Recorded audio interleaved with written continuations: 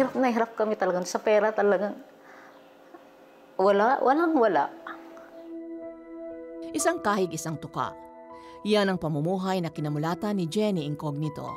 Mula sa pamilya ng magsasaka, pangsyam siya sa 13 magkakapatid. Habang lumalaki, isang bagay ang isinumpa ni Jenny. Gusto kong makapagtapos sa pag-aaral nang dahil sa kanila. Gusto ko talagang mayahon yung family ko sa kahirapan.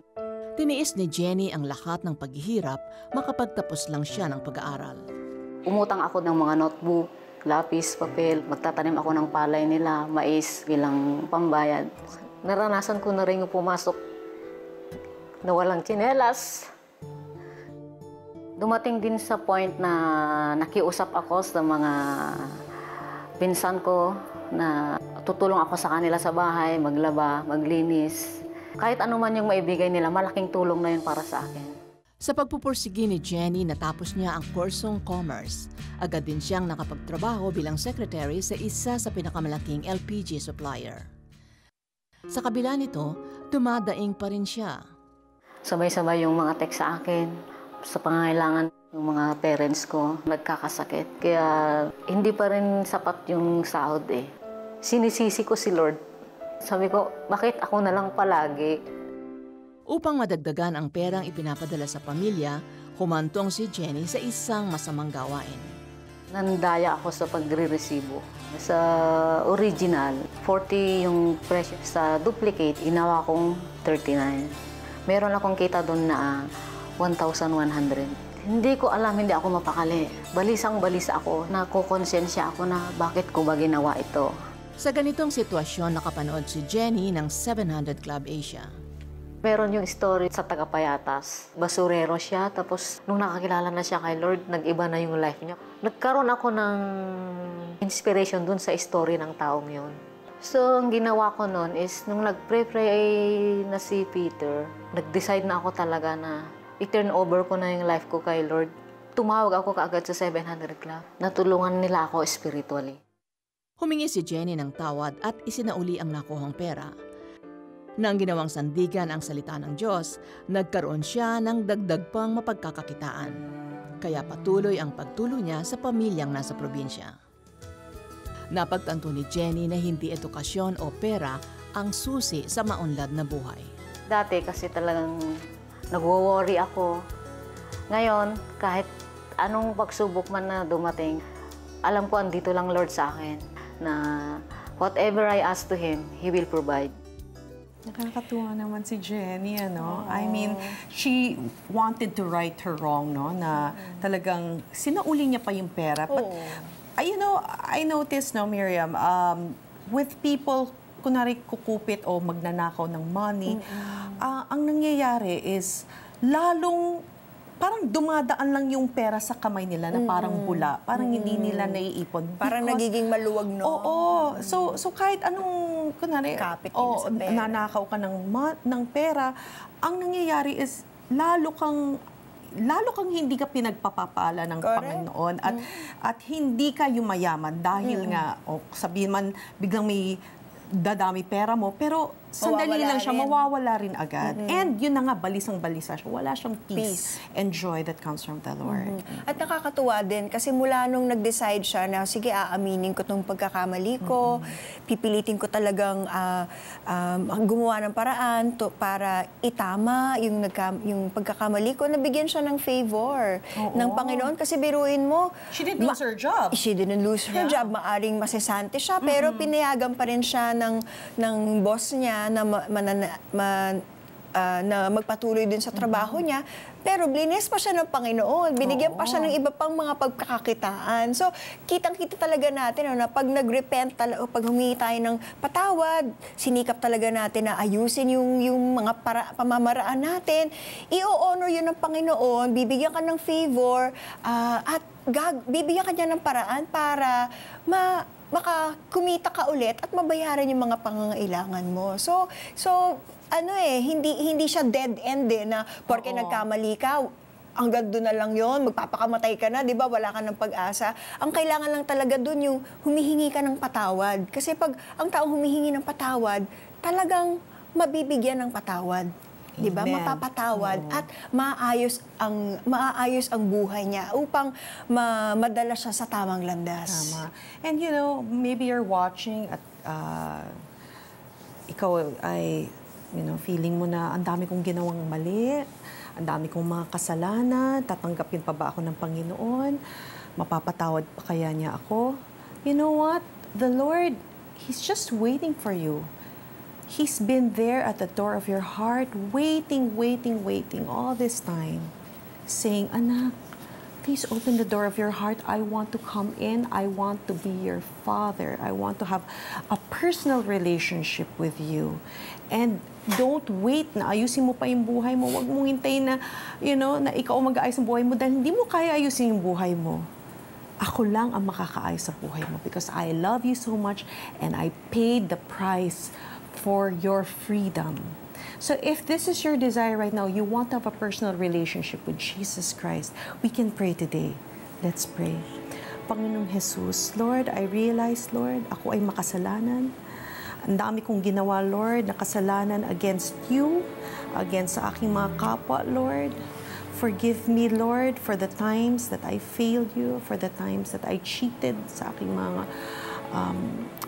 sa aking mga kapwa, Lord, for the times that I failed to forgive, for the times, Lord, na sinaktan ko ang aking kapwa, Lord God. And most of all, yung sinaktan ko po kayo, Lord God.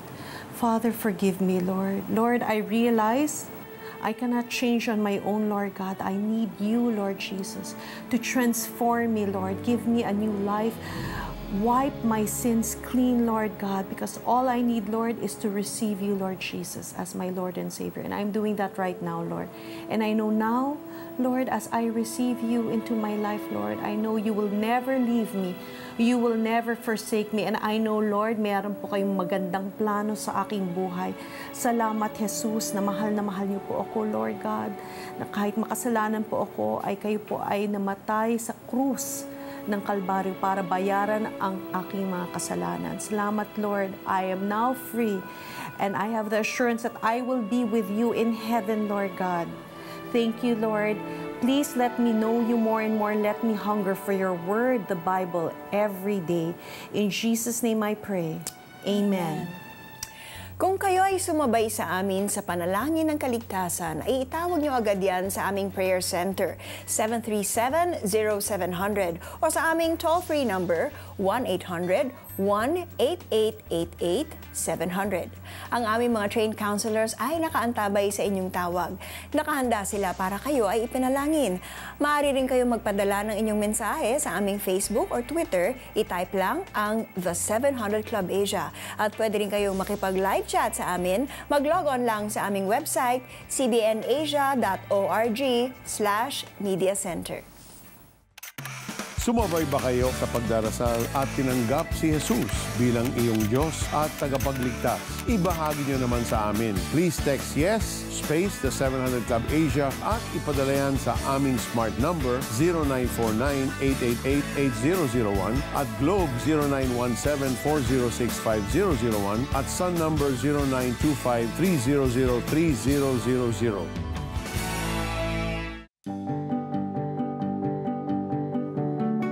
Sinong mag-aakala na ang negosyong Fig Tree Cafe and Events na may magandang ambience, masasarap na pagkain mula sa frap, shake, kape hanggang sa pasta, sandwiches at rice meals maging ang kanilang catering ay nagsimula sa isang biglaang negosyo. Iyan ang tampok ngayon sa Woman in Business. One of my office mates said na, why don't you try parang doing party needs? Kasi it's fun, so makakalesen ng stress. That night, I posted online na I'm selling balloons, although party needs na kailangan, ganyan, without any single tool. I think 2 days after, we got a call. So someone was asking for our service. So when we got that call, hindi na alam sa amin kukunin. So what we did is, pumunta kami sa party needs store ng iba, bumili kami, we delivered it to the client. So mga 3 weeks yon. may mga calls kaming nakukuha, but still, we don't have any single item. One time, there was this client who was asking for our service for a baptism. So sabi niya, balloon pillars, and also, okay, sige, we can do that. Tapos sabi niya, do you have food? Sabi ko, yes, we have food. That became our first event, first catering. So from a party needs, naging catering.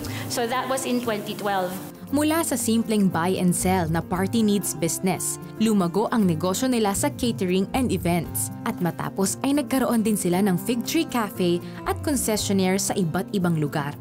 Parang sobrang bilis nga nung nangyari. So pareho kaming employed ng husband ko. Tapos meron kaming ganung klaseng business na binigay ng Lord. So actually for the first year in 2012, parang sideline lang namin siya. Nag-gross kami for that year ng 2.8 million just for catering. Parang it's meant to be bigger. Parang sobrang inayo siya ng Lord. Na parang iba na to. Parang hindi to sideline. Parang ganon. Dahil sa nakamamanghang pagkilos ng Panginoon, isa rin sa ibinigay na tungkulin ng Diyos sa mag-asawang Nice and Paul Sario ay ang pangalagaan ang kanilang empleyado. Sa katunayan, kahit hindi nakapagtapos ng pag-aaral, rejected ng ibang kumpanya, ay binibigyan nila ng pantay na oportunidad sa pagtatrabaho. We have waiters and then servers, even head cooks, actually na started as dishwasher. Some of them used to be tricycle drivers, or some of them parang tambay, ganon. We seek the Lord on how to treat people right. Yun ang naayon sa word kung paano dapat makitungo rin na mabuti sa tao. Si Jesus, of course, siya yung Lord. Siya yung Lord namin. So, if siya yung Lord, siya yung may-ari nitong business. Siya yung may-ari ng life namin. Siya yung may ownership. So, that's why it's easier, I think. Alam ko, maraming nag-struggle din in business. And doesn't mean we're not struggling on some days. Pero, sobrang advantage namin na kilala mo ang Lord. Kasi pag ang Lord, siya nagbigay sa'yo nito, edi kanya to. Kung may problema, edi kanya rin yung problema. Nakakatuwa mag-asawang ito kasi talagang grounded sila in the Word of God. Yeah. Actually, for anyone who has business or is needing any direction in life, pag magbasa ka talaga ng Bible o humingi ka ng guidance kay Lord, ibibigay niya eh.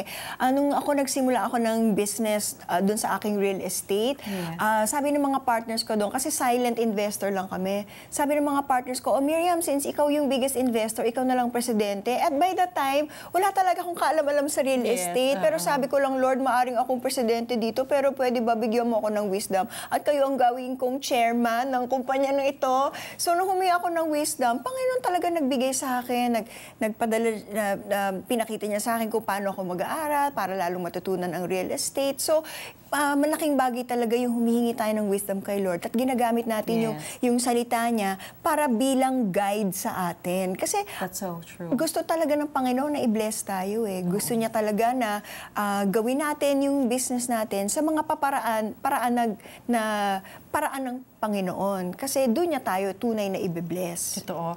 You know, I was struck by what Paul said, no, na may mga times na nagkakamali siya. Pero, you know, when you have God as your guide, no? His Word as your guide. Yes, of course, as business people, kahit Christians, nagkakamali in our businesses. Even sa pagpakikitungo sa ibang tao, di ba? Sometimes we lose our temper, may sinasabi tayong way na hindi maganda. But because because Jesus is your Lord, babalik at babalik ka. You need to humble yourself, confess to the Lord, repent, and do it right. Kasi sabihin nga natin, you made the mistake along the way, or may mga small, sabihin mo small mistakes yun, or even the way you talk to your employees, hindi maganda, you always, you know, ask forgiveness and do it right the next time, di ba? Because you want to give glory to the Lord and you want your business to glorify the Lord. Yeah, tama. Because after all, it's God who gives us the ability to produce wealth. And if you want the Lord to bless our business, we have to do business His way. Kwentong business pa rin, but this time, yung kinita ng mag-asawa sa negosyo, tila napunta sa wala. Ano kayang nangyari sa negosyo nila Leody at Hernan? Panoorin natin. Anak ng magsasaka si Hernan Razon, iniwan niya ang bukid upang makapag-aral. Medyo mahirap ang buhay, nag-pray ako sa Lord. Lord, ayaw ko pong magsaka. Bigyan niyo po ako ng trabaho na kung saan ako makakapag-aral. Tapos after a month, nagkaroon ng favor ang Lord. Sa pagsusumikap, naging salesman siya at bumuo ng sariling pamilya, kasama ang asawang si Leody. Isang panaginip ang natanim sa puso ni Hernan. May mga nire-reveal na sa akin ang Lord. Minsan sa panaginip, sabi sa akin, makikita ko na ako daw ay magkakaroon ng sasakyan.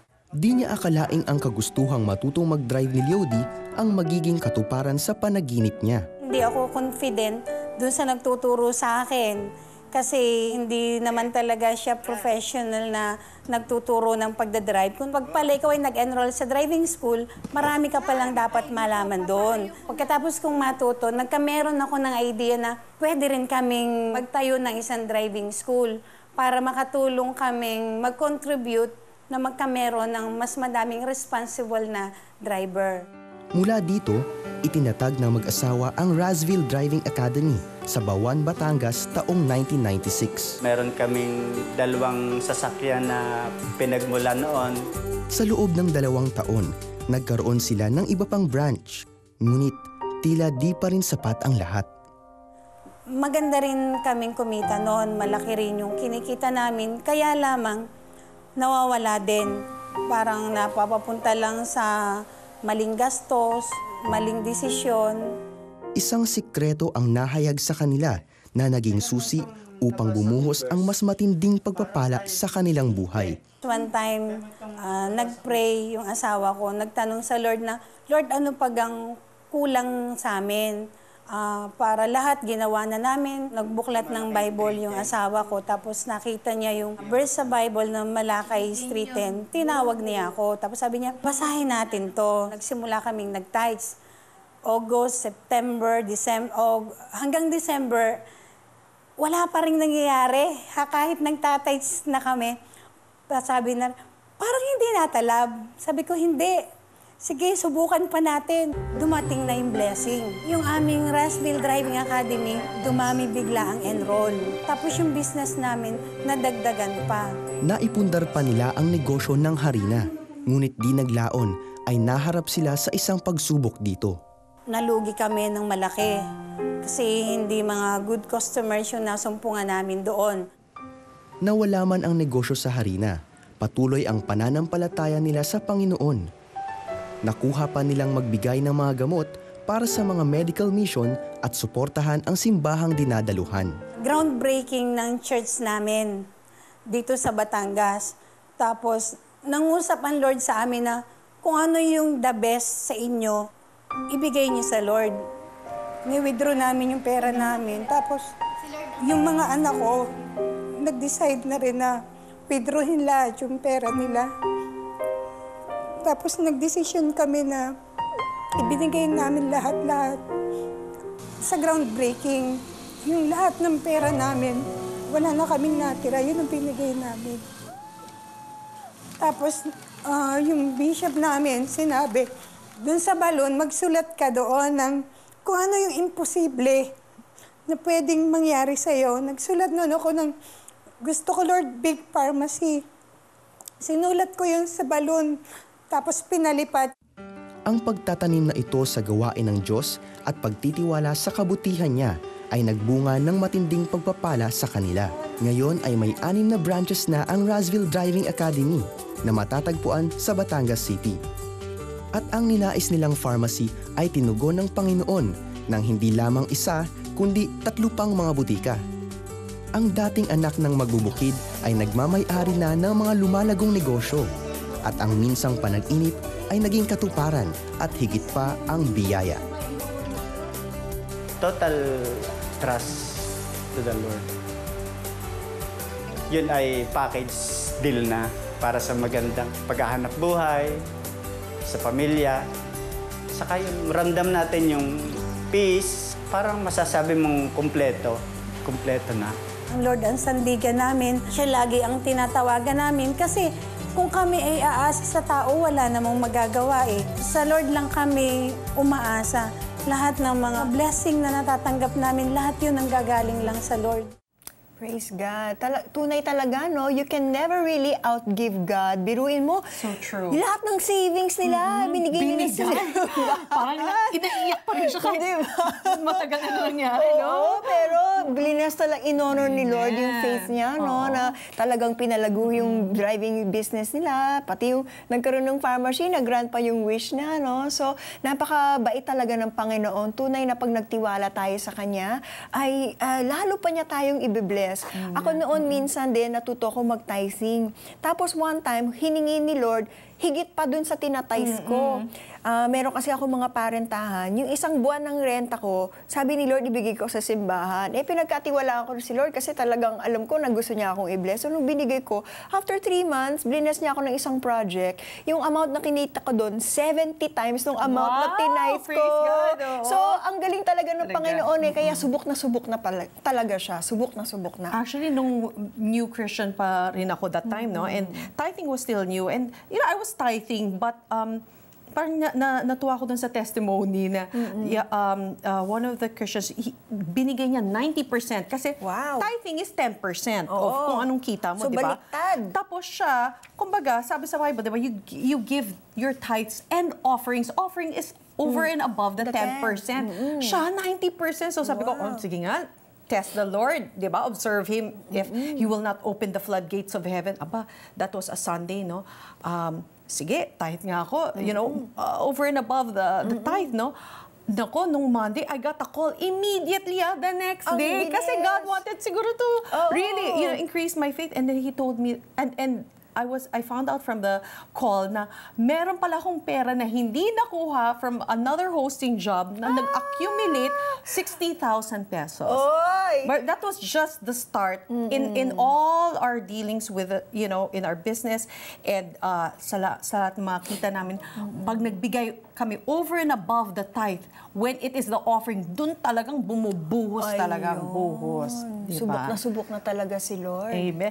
Ang ating talents, skills, mga business ideas ay galing lahat sa ating Panginoon. He gives us the ability to make money and cut deals. Kaya marapat lang na i-honor natin siya mula sa maliit hanggang sa malaking business decisions na gagawin natin.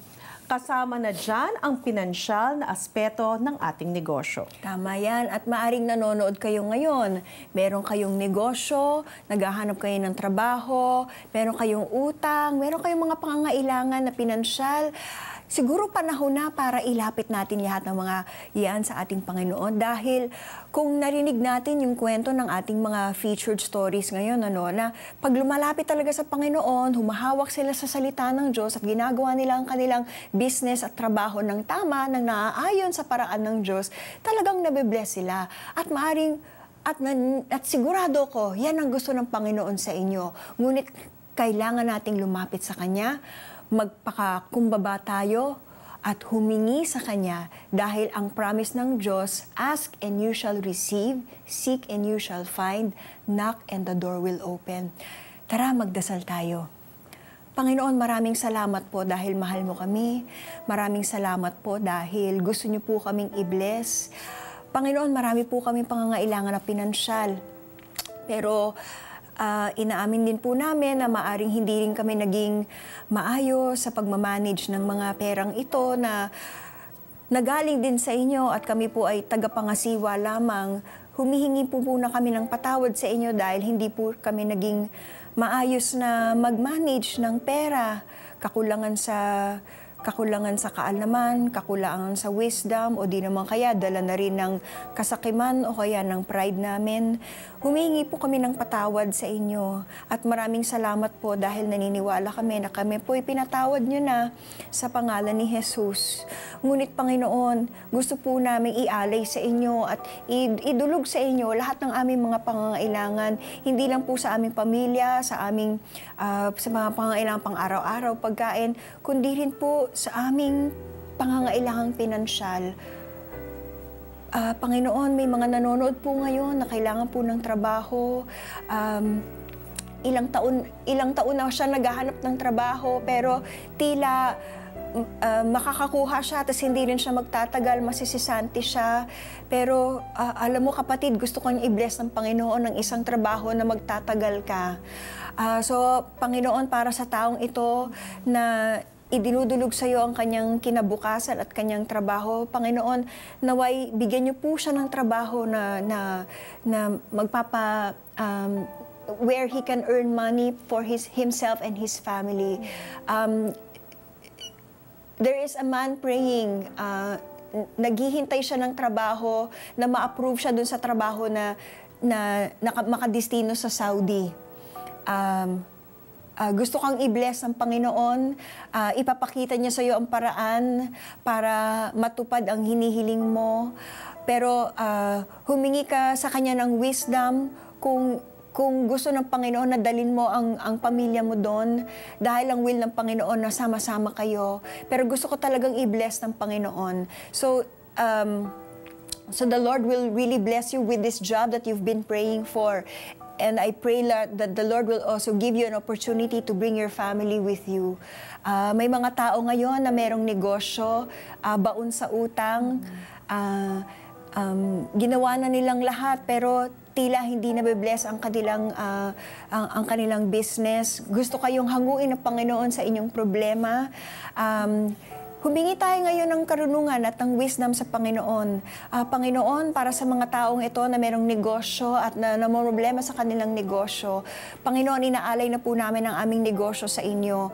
Hindi lang po ito amin, ito po ay negosyo ninyo at kami po ay tagapangasiwa lamang. Hinihiling po namin na kayo po ang maging chairman ng mga negosyong ito. Bigyan niyo po kami ng karunungan. Bigyan niyo po kami ng direksyon kung paano namin maayos ang sistema ng aming business para mas maging efficient ito. Tulungan niyo rin po kami magkaroon ng sistema para po maayos ang aming accounting at ang aming departamentong pinansyal. Lord, lahat po ng mga customer at mga kliyente, sa inyo din po nanggagaling yon. Tulungan niyo pong maseta pa aming business ng maayos para pag dumating po yung mga kliyenteng pinipili ninyo na magpunta sa amin, magiging maayos din po ang aming magiging serbisyo sa kanila. At naway lahat po ng aming kliyente, Panginoon, ay matuwa dahil ginagawa po namin ang business namin sa pamaraan ninyo, Panginoon. Panginoon, naway manghawak kami sa iyong salita na nakasulat sa Biblia. Naway basahin namin ito, Panginoon, araw-araw. Ipakita niyo po sa amin kung ano mga pamamaraan namin dapat baguhin ang sistema ng aming pagtatakbo ng business upang maging ayon po ito sa inyong pamamaraan. At Panginoon, excited po kami kasi alam namin na i-bless niyo po ang aming negosyo, i-bless niyo po ang aming trabaho dito dahil kayo din po ang pararangalan, dahil po sa success na aming may experience dahil sa inyong kabutihan. Maraming salamat, Panginoon.